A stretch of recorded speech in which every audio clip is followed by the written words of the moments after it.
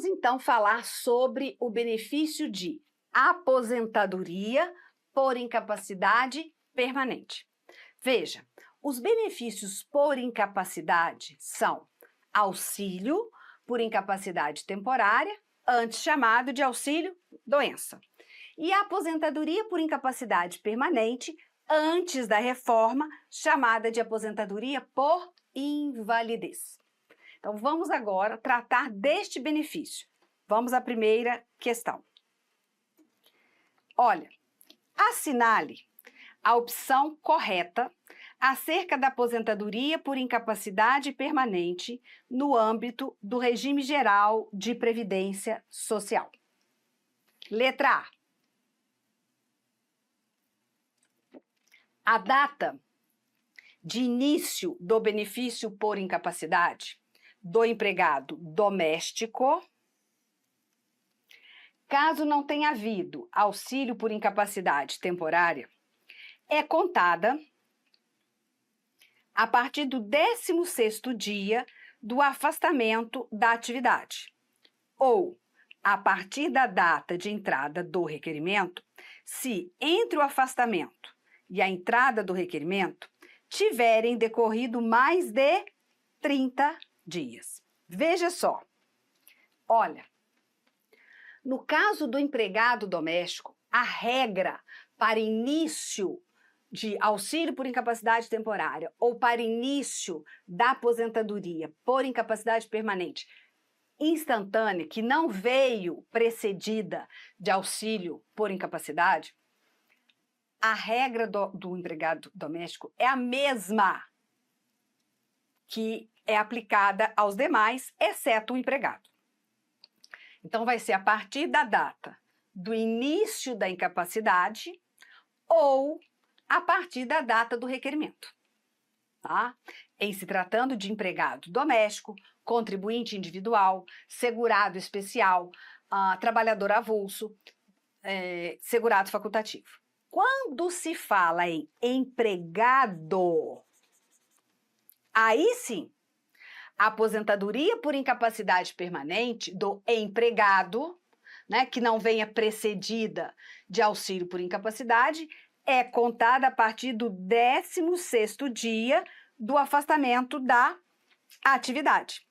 Ou, se requerida depois de decorridos 30 dias entre o afastamento e o requerimento, a partir da data do requerimento. Então, o erro aqui está no empregado doméstico, né? Ele não tem a mesma regra do empregado. Letra B. O período de carência necessário à concessão da aposentadoria por incapacidade permanente é dispensado, então aqui, caso de isenção de carência, é dispensado somente nas hipóteses em que o benefício decorra de acidente de trabalho ou o segurado seja acometido, por alguma doença grave em conformidade com as disposições da Lei 8.213. Certo? Errado. Porque quando ele coloca aqui somente nas hipóteses que do benefício decorra de acidente de trabalho, eu já posso colocar errado, porque é de qualquer acidente, ou acidente de qualquer natureza ou causa. Então, letra B está errada. Letra C. O valor da aposentadoria por incapacidade permanente a ser pago ao segurado que necessitar da assistência permanente de outra pessoa será acrescido de 25% sobre a base de cálculo. Certo? É o chamado auxílio acompanhante. Estando o referido valor, entretanto, sempre restrito ao limite máximo do patamar dos benefícios no âmbito do regime geral. Errado. É uma das exceções da limitação ao teto do regime geral.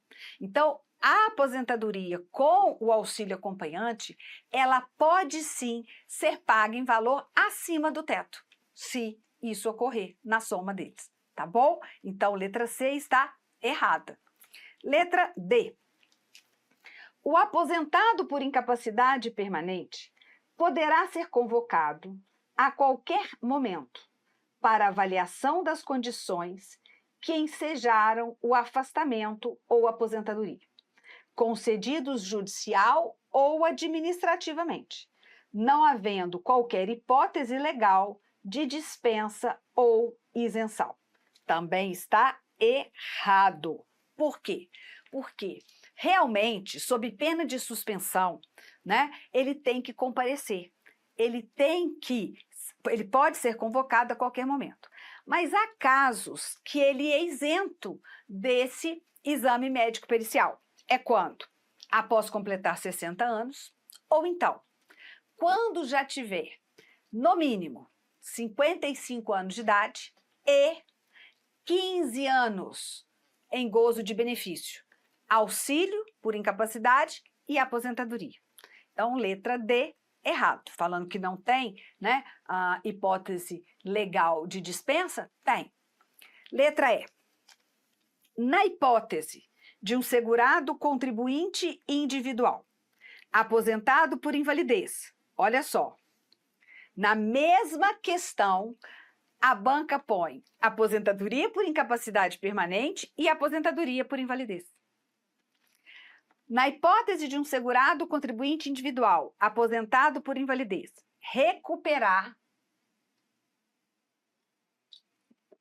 a capacidade para o trabalho dentro de 5 anos, contados do início da referida aposentadoria ou do auxílio-doença que antecedeu, sem interrupção, o benefício cessará após tantos meses quantos forem os anos de duração do auxílio-doença ou da aposentadoria por invalidez.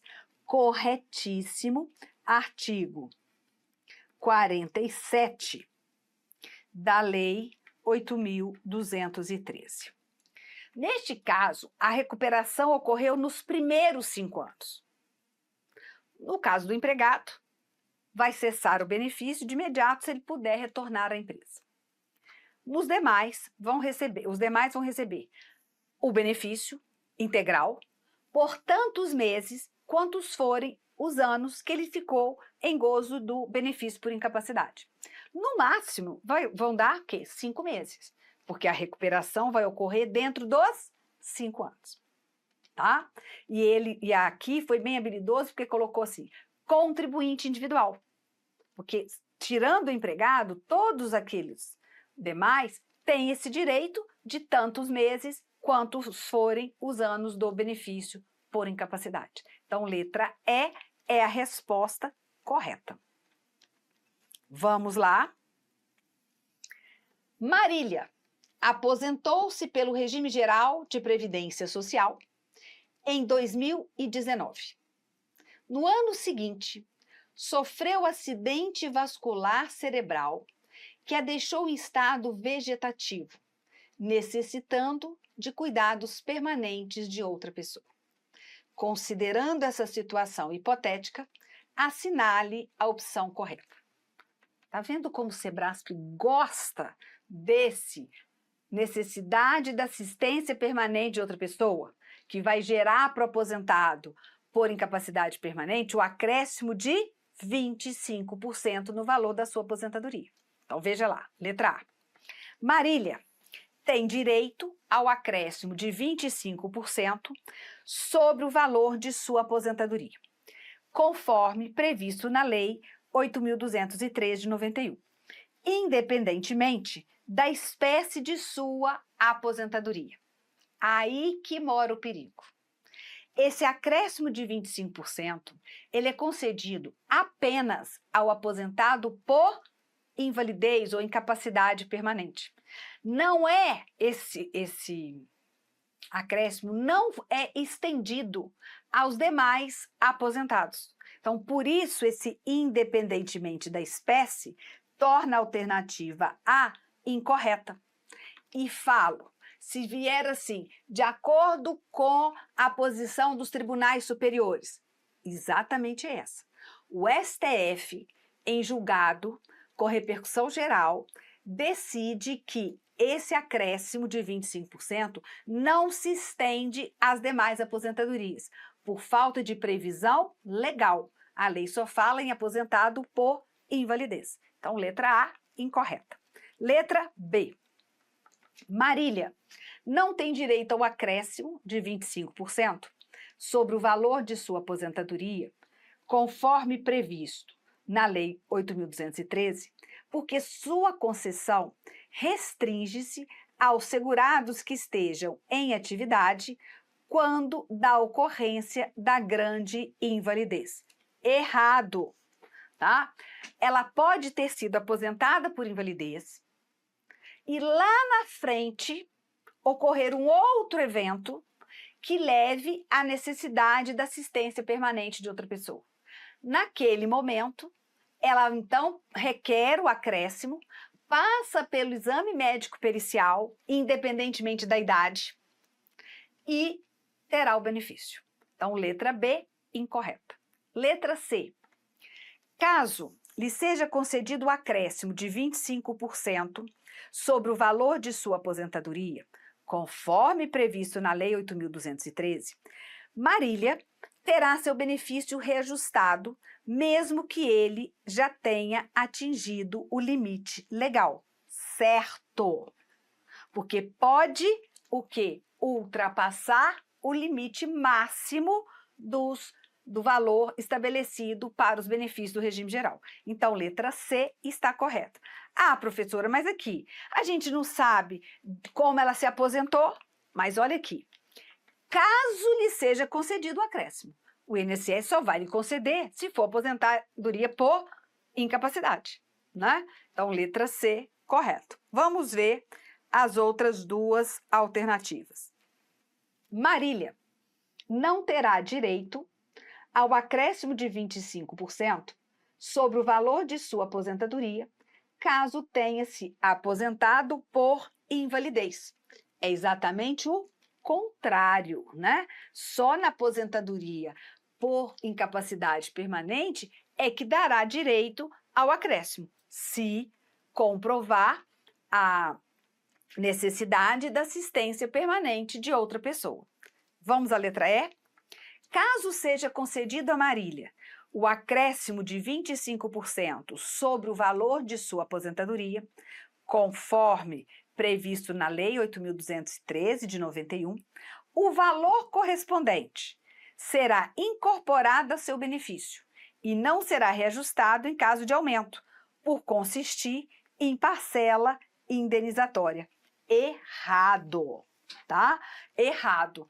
Ele vai ter, como ele é 25% sobre o valor do benefício, olha, o benefício reajustado, 25% sobre aquele valor reajustado, né? Então, portanto, gabarito, letra C de cachorro, né? Se for concedido, ou seja, no caso de aposentadoria por invalidez, esse acréscimo com a aposentadoria pode superar o teto máximo estabelecido para os benefícios do regime geral da Previdência Social. Certíssimo? Letra C, então, vamos à próxima. Acerca dos benefícios previdenciários, julgue o item seguinte. Será automaticamente cessada, a partir da data do retorno, a aposentadoria do aposentado por invalidez que retornar voluntariamente ao trabalho, certo? Se ele está incapacitado, insuscetível de reabilitação, a ponto de ser aposentado por incapacidade permanente, quando ele retorna voluntariamente ao trabalho, isso significa que ele está reabilitado, que ele está readaptado, que ele está capacitado para exercer atividade que lhe garanta a subsistência. Então, nesse caso, o benefício será automaticamente cessado. Exatamente correto. Veja, Vilma, de 56 anos de idade, casada, bióloga, convive com o HIV há 32 anos. Jaime, seu marido, de 67 anos de idade, aposentou-se por invalidez há 10 anos em decorrência de infecção pelo HIV.